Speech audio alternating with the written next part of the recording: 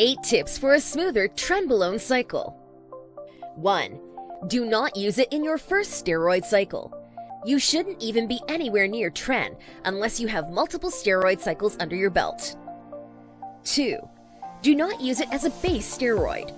The base steroid should be testosterone so that you are able to function normally and retain muscle when your endogenous tests shut down. 3. Understand the different esters before you use it. Trenbolone enanthate is generally considered to be likelier to cause side effects as opposed to Tren Ace. However, this is subjective.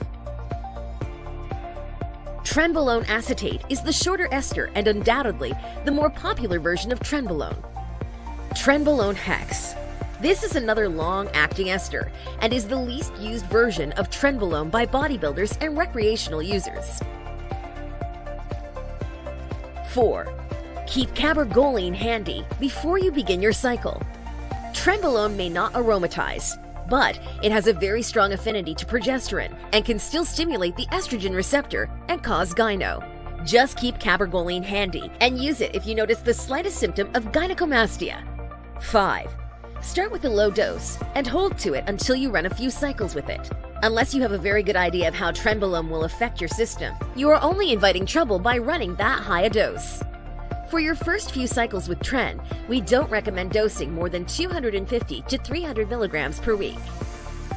6. Say goodbye to your hair if you are prone to male pattern baldness.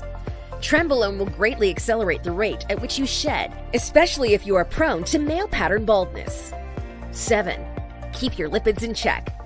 Trenbolone will trash your lipids. It will increase your total cholesterol and LDL while reducing HDL greatly. So, if you have dyslipidemia, stay away from Trenbolone. 8. Be aware of the mental sides. Some users have feelings of paranoia and suspicion, but others get increased rage, aggression, and polarizing thoughts on Tren. The best you can do is to be aware of the possible sides so that you don't fly off the handle too often.